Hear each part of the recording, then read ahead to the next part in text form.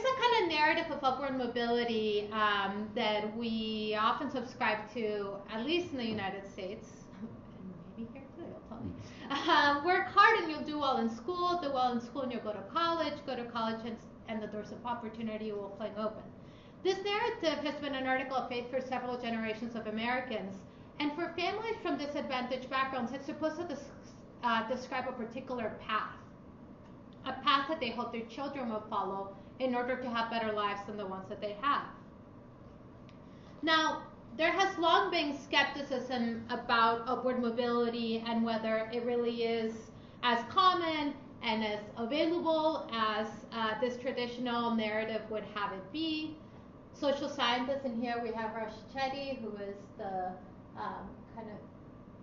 the most prominent researcher currently doing this kind of work, have accumulated troves of data showing the ways in which, for example, and this is a chart about, the zip code into which you're born in the United States determines much more of your eventual life outcomes than many of the other factors that we often think matter, like how hard you work, how intelligent you are, and so on.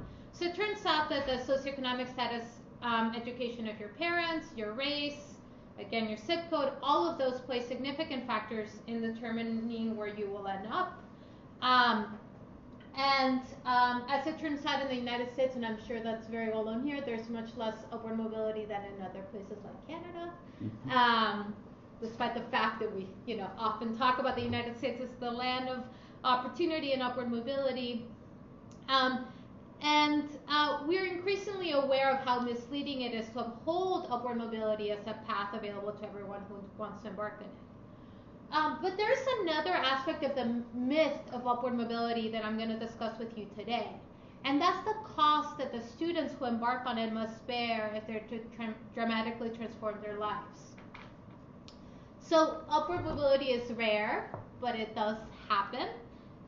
Here you see Sonia Sotomayor, Colin Powell, proud CCNY grad, Howard Schultz, although, when I first made this PowerPoint, Howard Schultz wasn't running for president, so that's taken on a whole other context than it had before. So all over the country, all over the United States, kids growing up in disadvantaged work hard, they go to college, they transform their lives. But I think that one aspect of that narrative, of that path often gets obscured. The optimistic narrative of upward mobility often portrays the process as one of continual gains. So you get an education, career opportunities, knowledge, skills, and so on. But it is the losses that I think we often don't talk about. Okay, so for this book, unlike other philosophy books, I actually conducted interviews with people who had the experience of upward mobility. So many of them were professionals and had dramatically transformed their life circumstances. And I conducted the interviews not as a social scientist, but I was interested in thinking about some of the ethical aspects of the experience of upward mobility in a way that social scientists weren't. There were hints of what I was interested in the social science literature, but they weren't really asking the questions in the way that a philosopher would be interested in. So Todd is one of the people I interviewed. So I'm going to tell you a little bit about his story. Todd grew up in a predominantly minority, low-income neighborhood in Atlanta with his grandparents, his mom, and his sister. And he disliked his neighborhood's school because he was teased for studying and getting good grades. He recalls being ostracized, and these are his words, for trying to be white. But his grandparents' home in his neighborhood was also a center in the neighborhood, a source of community, and a lot of his extended family lived in the neighborhood, and everybody would hang out at his grandparents' home. In part because his grandparents, unlike other parents in the neighborhood, were still married and had a fairly stable home life. And so a lot of his cousins and his friends would hang out in his home, and so they had a very rich social network at home. But after a teacher got stabbed in the school, his mother asked a friend of hers to let them use her address so that Todd could go to a better suburban magnet school in another part of Atlanta. As Todd pointed out to me with a hint of embarrassment, this was technically not above board, but he said his mother had to do what she had to do. This was her only way of finding a better learning environment for Todd. Now, once he moved to the suburban magnet school, his social network changed dramatically. Todd, who is African American, started hanging out with his friends from school, which were from a majority white neighborhood. His friends' parents were dentists and lawyers and doctors. The assumption among his school's peers was that they were all going to college. This was not the assumption among the kids that he grew up with and that he had gone to school in his neighborhood school with. Todd, with little guidance from his family, who knew little about the college application process, found a way to become the first in his family to go to college. And after a few years working in the government, when I met him, was pursuing a master's degree at an Ivy League university. So Todd had really dramatically changed his life circumstances from that of his mom, who was in and out of work and hadn't received a college education. I think she might not have even finished high school, and his grandparents. And what I'm going to try and convince you of today are three central claims. So the first is that in order to gain educational and career opportunities that will propel them into the middle class, strivers, which is what I call people from disadvantaged backgrounds that are trying to make it through education, often have to make sacrifices in many areas of their lives they find valuable: relationships with family and friends, their connections to their communities, and their sense of identity. And these are what I will call the ethical costs. The second claim I'll try to convince you of is that these ethical costs are disproportionately borne by students from disadvantaged communities, and I'm going to situate that in unjust socio-economic, social, and cultural factors that are beyond their control. And this is the part of the talk where I'll talk a bit about the social science on first-generation college students and low-income college students. And the third part is the claim I make that we need to empower students with a different narrative of upward mobility, what I call the clear-eyed ethical narrative that acknowledges these costs, situates them in a broader context, and helps students to think clearly about the ethical trade-offs. Okay, so let's go back to Todd's story. Because I think once we start to peel the layers of Todd's story is where we really see some of the claims that I will be making kind of come out. So when Todd got to college, he felt pretty well prepared academically because he had gone to the suburban magnet school, but there was a culture shock element that he experienced.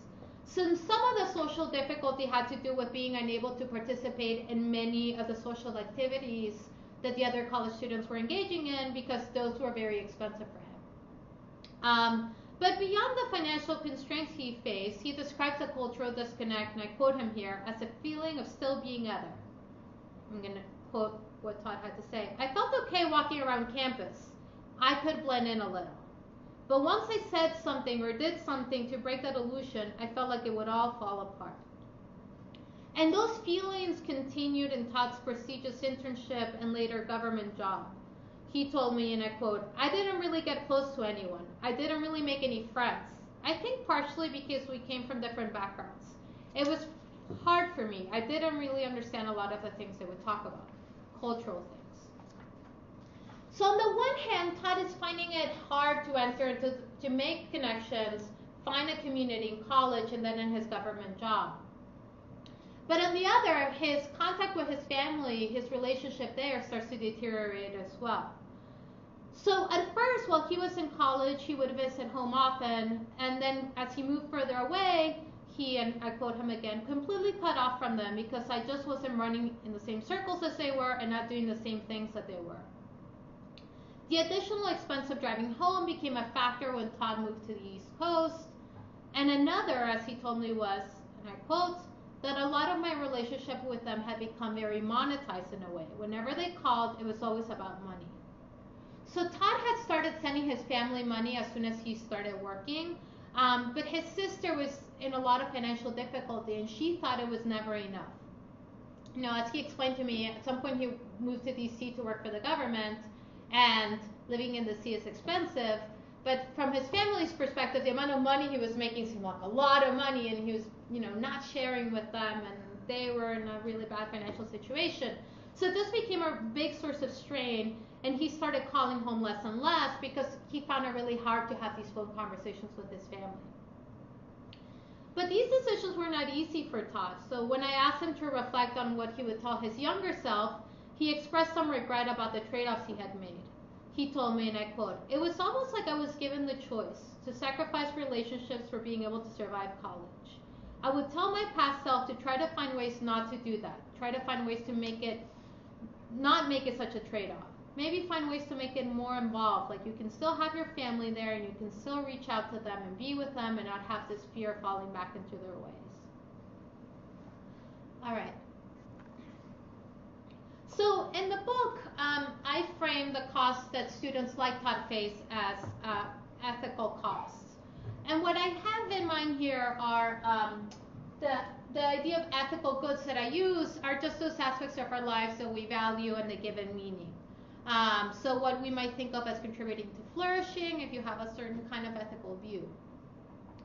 For strivers, the ethical goods at stake are often relationships with family and friends, their connection to their community, and their sense of identity. In the book, I take this ethical goods view as given, in part because part of my goal with writing this book is talking to people working in higher education, not of all, who are, many of them are not philosophers and are not interested in having a conversation about the deep metaphysical nature of ethical goods. But that's the notion I work with. So in Todd's case, we see, for example, that what's at stake is his relationship with his family and his extended family, his relationships with his community, which he was pretty close to when he was growing up, and his sense of cultural and ethnic identity. So Todd talked to me a lot about just dealing with the idea of being an African American man from a particular neighborhood, and as he was going through his career path, kind of negotiating that identity. Now, what it's been traded for are these educational and career opportunities that he got by going to school far from his family, going to college even further, and then going and getting a job in the federal government. So his life was increasingly distant from them. So I think that the traditional narrative often obscures these trade-offs that students have to make. I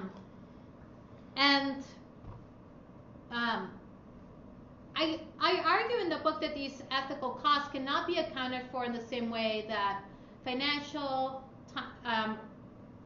investments, time, and other kinds of ways that we have of talking about the cost of higher education can. So why? Now, I think that part of it is because the nature of these costs are often particular and not easily replaced. So if you look at a bunch of the literature and philosophy on love and relationships, part of what you discover there is that to love someone, to care for someone, is to care for them in particular. So, this is a fanciful philosopher's example, but if somebody came into my house overnight and swapped my husband with an equally funny, equally handsome architect, and I woke up and there was a different man next to me, I wouldn't say, he has all of the same qualities. I'm just gonna go on as before. Part of what it is to love a person is to love them in particular, to see them as not easily replaced. And so I think that a lot of the costs that are involved for strivers in the process of upward mobility are these kinds of relationships that are very meaningful, especially to young people who are kind of starting out, and the relationships that they're starting out with are the ones that they have to family, extended family, friends, and so on. And so I think that their loss is actually very keenly felt, and it's not something that we can easily think as being made up by or replaced by what they gain in the path of upward mobility. So take, for example, in the traditional conversation about the cost of higher education, there's a lot of talk of student debt. Now, student debt is very stressful for students, obviously. And it's a cost that they have to pay up front, plus all their interest they have to pay. But the thought is that eventually you make that up, right? Eventually, over your life earnings, you're much more likely to get a job and to make more money if you get a college degree. So that debt is going to be paid off in some way by everything that you gain. But I think the kind of costs that I'm talking about, the ethical costs, are not easily thought of as being replaced in that way or made up in that way. Now, it's important when we're talking about this not to have a conversation in which we think about these costs as appearing in a very abstract way to the students. Like, I have to choose my education over my family. That's rarely how things go. So I think very few people choose family over school or community over career opportunities. What actually seems to happen, and I see this with my students, is that people see these conflicts appear in very mundane day-to-day situations. So I'm going to tell you a little bit about my students to kind of give you the flavor of this, because actually my students, many of them are strivers. So CUNY students are 42% of them are the first in their family to go to college. About 38.5% of them come from families that make less than $20,000 a year, and about 78% of them, 78.2% of them, are students of color. And so I see this conflict in my students, and this is actually what led me to the research that made up this book, which is that I see that my students are often having to choose between, say, going to class or helping babysit at home. Or taking care of a sick relative instead of studying for an exam, or going to college close to home to be able to help their family financially instead of going to college far away. And in those choices that students make, they really are very kind of, they're not thinking abstractly, what am I choosing, my family over my education? They're thinking like, today I have a test, but my cousin needs someone to babysit her kid. What do I do, right?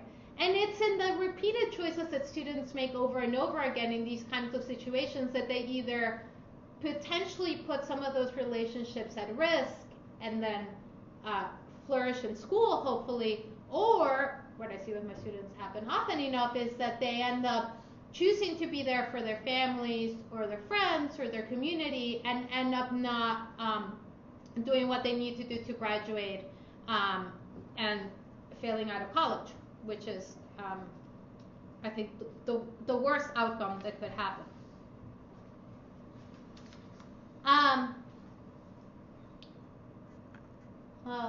So now I'm going to turn to talking about why I think that these kind of costs are borne by students from disadvantaged families in particular. Because there is a kind of challenge that you might bring up in this context, which is, you know, don't all college students make ethical trade-offs? We all make ethical trade-offs every day. I'm here and not hanging out with my daughter. I'm glad to be here. But we all make these kind of trade-offs every day. So what is it about being born into the circumstances that someone like Todd was born into that makes that case different? That makes the ethical cost of upward mobility in particular different from just like the human condition that we're all limited in how much time and resources and attention we can spend on the various things that we value. And I think to see the difference, we need to understand how these costs are embedded in larger social, political, and cultural factors, which is why I think that looking at the social science really matters, because it helps us understand the ways in which what seem from the first person often like just ethical quandaries or ethical conflicts are actually embedded in these larger social structures. So I'm going to talk about three as an example, but I think that there are a lot more factors that we could talk about in this context. Okay, so as I'm sure a lot of you know, at least in the United States, there's a lot of socioeconomic and racial segregation in terms of where people live, where people go to school, increasingly who people marry, who their friends are. But here I'm just looking at schools. So in predominantly minority schools, in predominantly minority schools, which most students of colors attend, schools are large. So on average, more than twice as in predominantly white schools. I'm skipping a little bit over here. On average, class sizes are 15% larger. Curriculum offerings and materials are lower in quality, and teachers are much less qualified in terms of levels of education, certification, and training in the fields they teach. So that's Linda Darling-Hammond, who is one of the researchers at the Stanford Center for Education Policy Analysis, who has been doing a lot of the work on this, just looking at the ways in which socioeconomic segregation impacts schooling. The most and least socioeconomically advantaged districts have average performance levels more than 4 grade levels apart. Just huge, if you think about it. So now think back to Todd, right?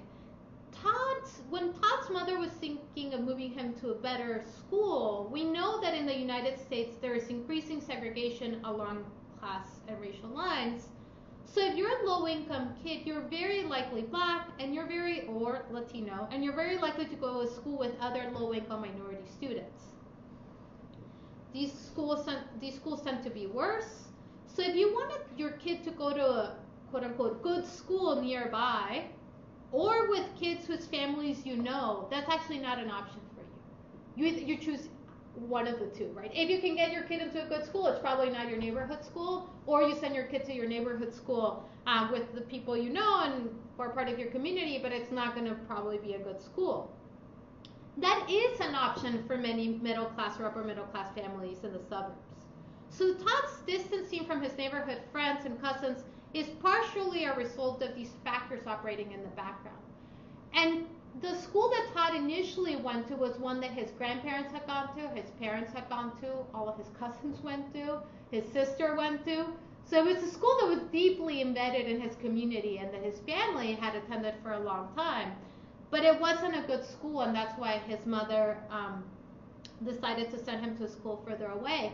But that already started this process of distancing for Todd, distancing from his family and his community. All right. So, again, this is probably an example that shows the differences between the United States and Canada. But as you all know, the safety net in the United States is inadequate for many people in terms of the availability of healthcare and financial support, disability support, all sorts of stuff. So one of the books that has come out recently about higher education that really paints a devastating portrait, I think, is Sarah Goldrick-Robb's book, Paying the Price. And that's a study of basically how college students and all of the college students she looked at were in the University of Wisconsin system. Some in flagship schools like Madison, some in community colleges. And what she looks at is how kids are trying to pay for college and how well, or as actually not very well, the financial aid system works for them. And one of the examples that she talks about, or one of the cases, is this young woman, Nima. I'm just going to read from the Goldrick-Robb book. Nima went to college in order to escape this sort of work. Her parents did very labor-intensive manual working class work. Her father was disabled, and Nina wanted to earn a college degree in order to help her family have a better life. But the family could not survive losing Nina's wages as she pursued school, and so she worked and felt pressured to work in positions that left her too tired for school. She was facing impossible choices. And you see this happen throughout the book, that students are playing this role in which they're really supporting their families in a variety of ways, but that really puts a lot of pressure on them, I mean, obviously psychologically and emotionally, but it makes it really hard for them to do what it is they need to do to succeed in school. And I think we see this again in Todd's story, the ways in which the inadequate safety net can aggravate these ethical conflicts. So Todd's sister was in a difficult financial situation and had inadequate support to help her through it. So she turns to her brother for help because that he is the only person that feels she can turn to for help. But this leads to a souring of their relationship. And you might think, well, maybe that's a one-off case, but many families, and you see that in the Gold River book, end up turning to their college-age kids for childcare or elder care or financial and emotional support because they really do not have very many better alternatives. So the fact that there is an inadequate safety net ends up affecting those college-age students born into poverty in ways that it doesn't affect their middle or upper middle class counterparts. And so that's another way in which we see that the ethical conflicts are embedded in these larger social structures. Okay. Cultural mismatch. This is actually the social science research that really got me started thinking a lot about higher education. And so this is going to require you to do a little work.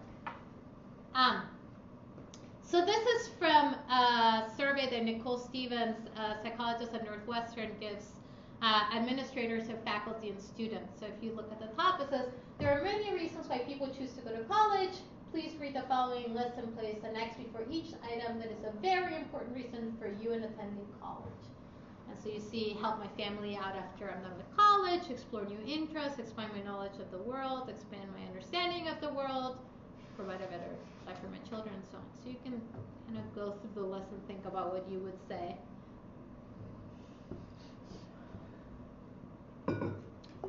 Okay, so what Stevens finds is that many college administrators, faculty, and the children of parents who went to college, so what they call continuing generation college students, choose the independent items on the list.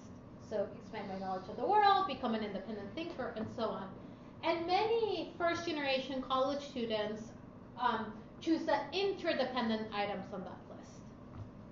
So help my family out after I'm done with college, be a role model for people in my community, and so on. And she argues that this shows that there is this cultural mismatch between the cultural framework that many first generation college students bring to the college campus and the cultural framework that they encounter, which is enacted by faculty and administrators and the other students who are not first generation college students. She suggests that this cultural mismatch makes it more difficult for first generation college students to navigate and succeed in some college campuses. And interestingly, she's done a series of interventions to try to address this. And some of the interventions do seem to close the GPA gap between first generation college students and continuing college students. Now, some of this stuff I would like to see replicated because it's almost too good to believe. So one of the things that she and her colleagues have done is just change the pamphlet that you get when you arrive at college. You know, when you're like, welcome to University of Toronto or something, you'll get a pamphlet in the mail telling you all about the university. She looked at those pamphlets, and I think she did this at Stanford, and a lot of it is coded in this independent language. And so what they did was they sent a group of first generation college students a rewritten package that was written with more of the interdependent items, and a package that was the standard, more independent-oriented package. And there was a GPA difference after the first year between the group who had gotten the interdependent welcome package and the group who got the independent. So the independent students had a lower GPA than the continuing generation students, which is a robust finding that is seen all over the place. But apparently the ones that had received this package did better than other first generation college students who hadn't received this package. It's a little astounding that like the package you get when this says welcome to University of Toronto or whatever would have such a big effect. So that's why I say let's take it with a grain of salt. Some of the other interventions that she has done are having people talk about the challenges that they face their first year of college, older students to the first year students. And in one group, the older students will talk about the challenges they face, but won't mention their backgrounds. And in another group, the older students will talk about the challenges they face, but will say, and I'm a first generation college student, and that's why I didn't go to office hours. Or, I had trouble with a financial aid form because my mother is working class and doesn't know how to deal with these forms, or whatever, that they'll bring their background up. And the students who were exposed to the session with people bringing up their background, you saw these effects in their GPA getting erased, and the students who were exposed to the more standard. So again, all of this research is pretty new, but it's pretty interesting, and it suggests that there is this cultural mismatch. And I saw this a lot actually in the interviews. Some people were very forthright about the fact that they felt like there was that they weren't as savvy with the norms that dominated the college campus as some of the students that they felt were coming from more privileged backgrounds. I actually just saw all this. So she argues first generation college students often have an interdependent cultural model, and that this makes it more difficult for them to navigate and succeed in some college campuses.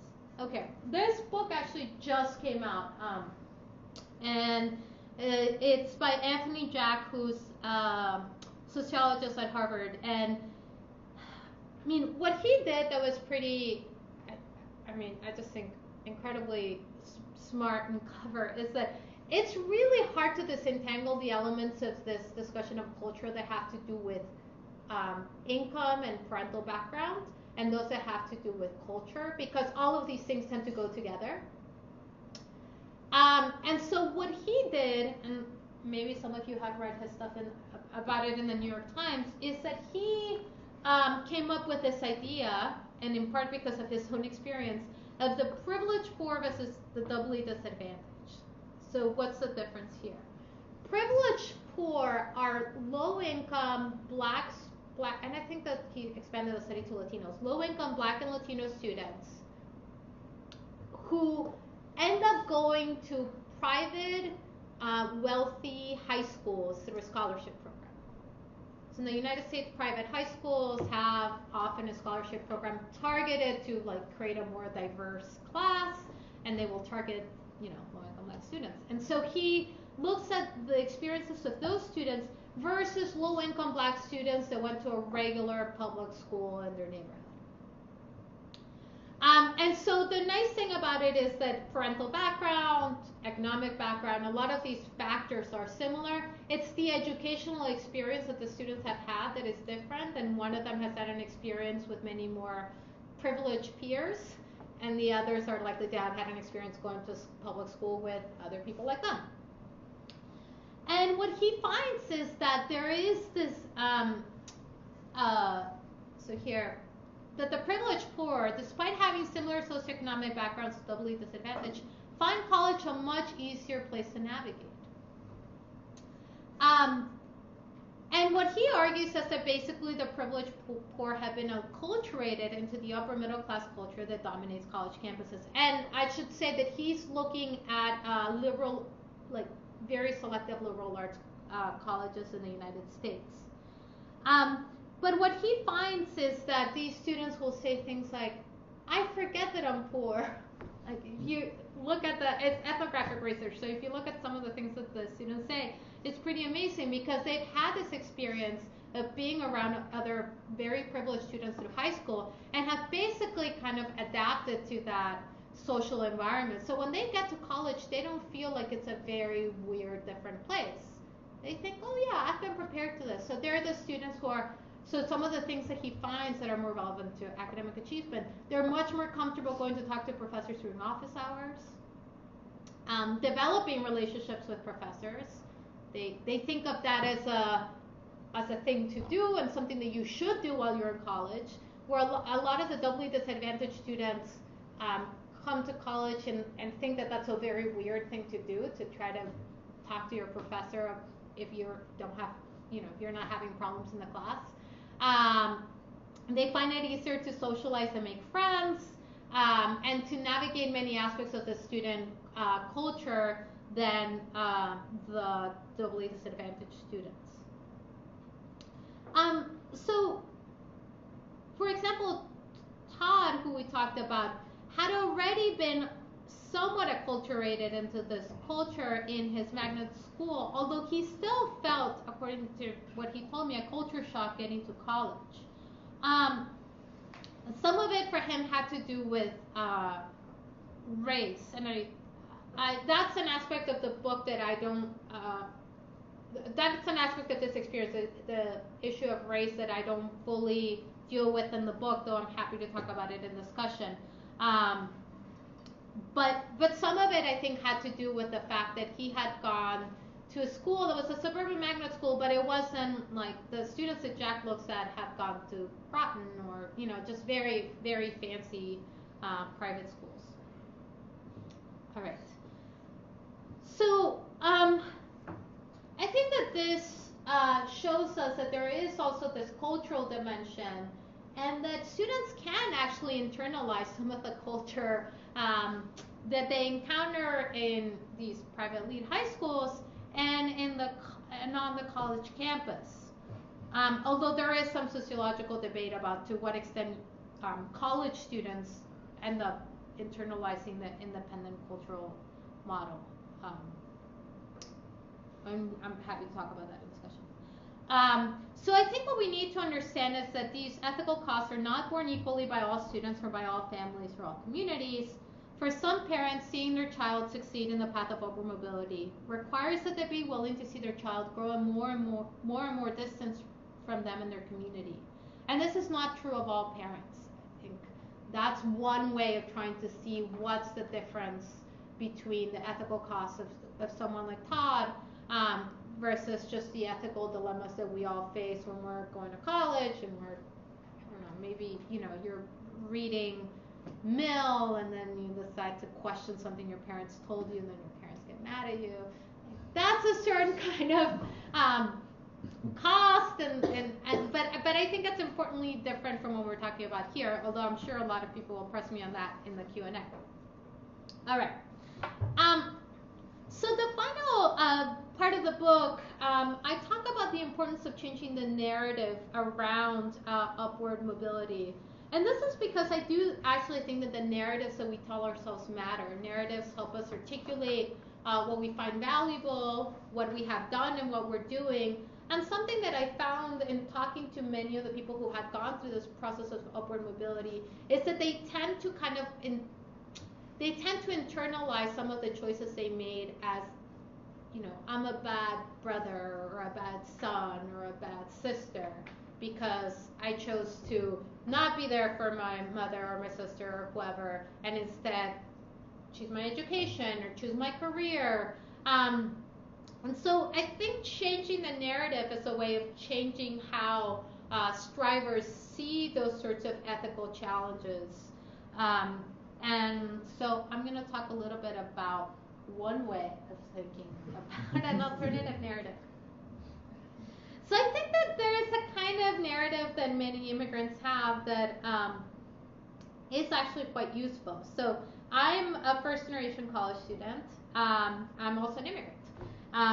So when I started teaching at City College, actually one of the things that I noticed was that I had a narrative around my experience of difference and the challenges I confronted that my students didn't have, and that I thought some elements of that would have been helpful for them to have. So my family could not offer me any guidance about how to transition to college, but they had prepared me for being an immigrant.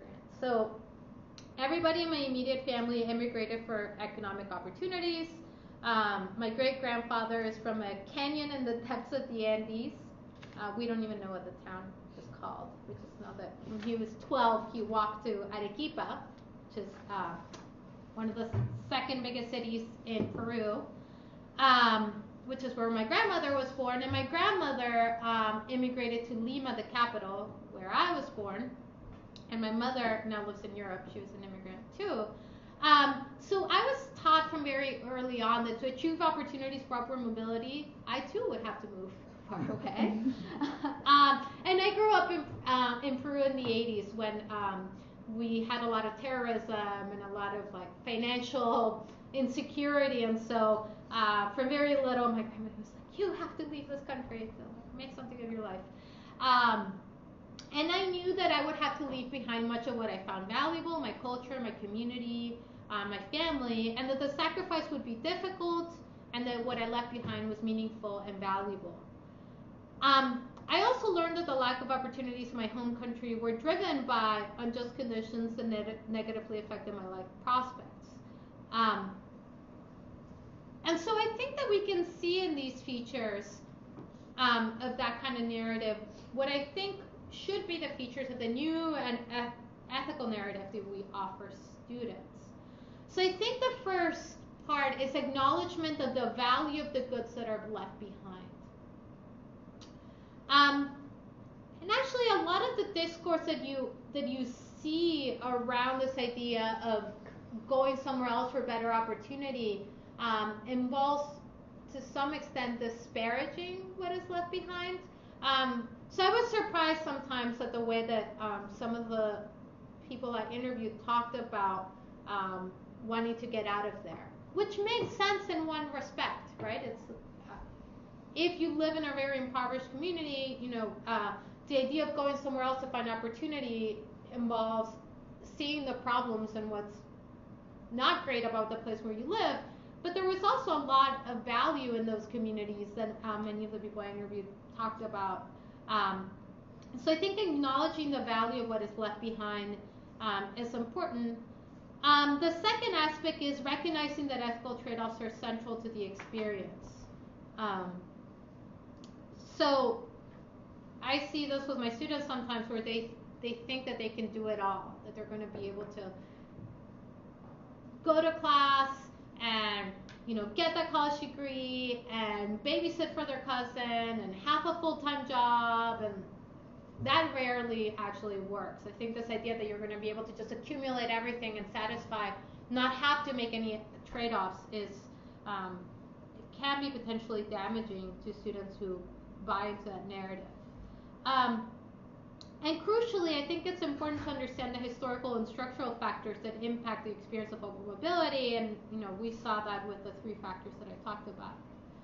And finally, I haven't talked about that here, but I talk about it a fair bit in the book, appreciating one's own agency and resisting or contributing to some of the factors that lead to the ethical costs that strivers face.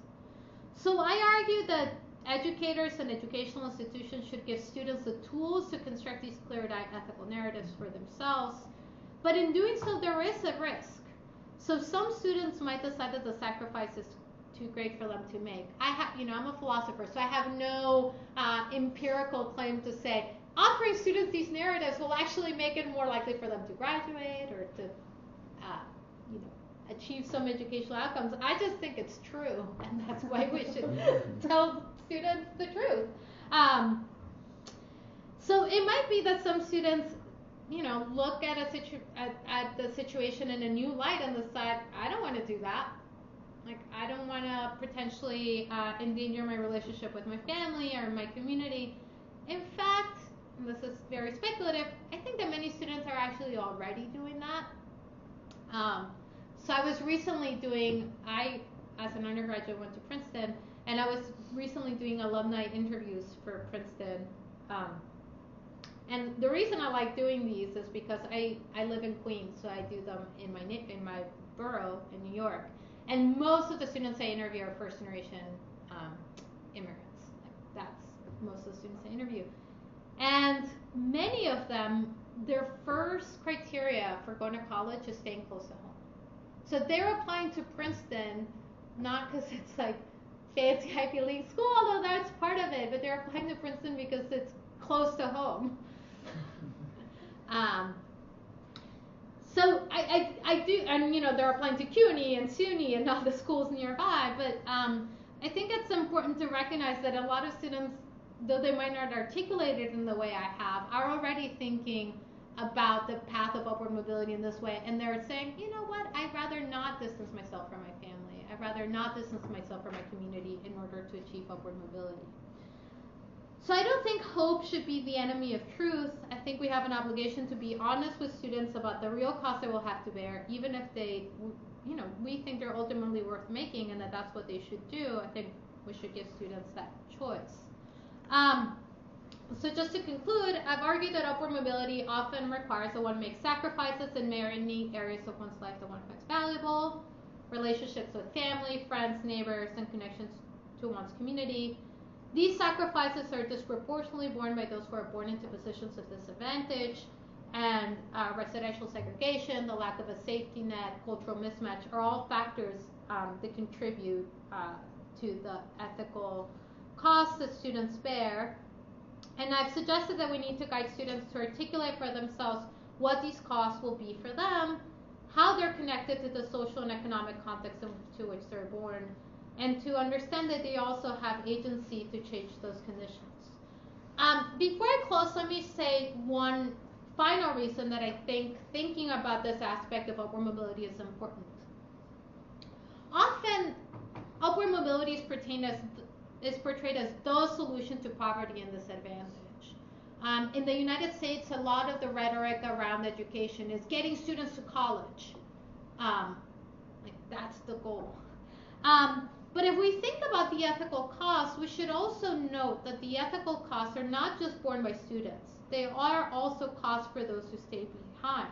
So families and neighbors lose something when the relationships they have with the talented members of their community are weakened or lost. And when finding better opportunities puts pressure on members of a community to distance themselves from others in that community, I think communities are made more fragile. They're constantly at risk of losing their talented and motivated members. There are exceptions, of course. So students, one path by which students go back is students who go back to teach. Some students go back and start a business or to live in the community in which they grow up. But for extremely impoverished communities, that's often a very difficult choice for a student to make. Most of the incentives are aligned so that leaving your community is the way to a middle class life for yourself and for your own children. So socioeconomic segregation means that if one wants better opportunities for one's kids, then there is pressure on one to live in a neighborhood that affords such opportunities, and that's likely not to be the neighborhood in which you grew up if you grew up in a fairly impoverished neighborhood. So I think in the United States, severe socioeconomic segregation and inequality in fact lead to upward mobility being a threat to communities that are already weakened and suffer the ill effects of these unjust policies. So that's one reason I think it's important that we talk about these costs, because I think it puts into perspective that communities and families, and there are other people on the other end who are also suffering from the way that we set up the incentive structure around higher education. Thank you. And I just thank all those people who gave me money.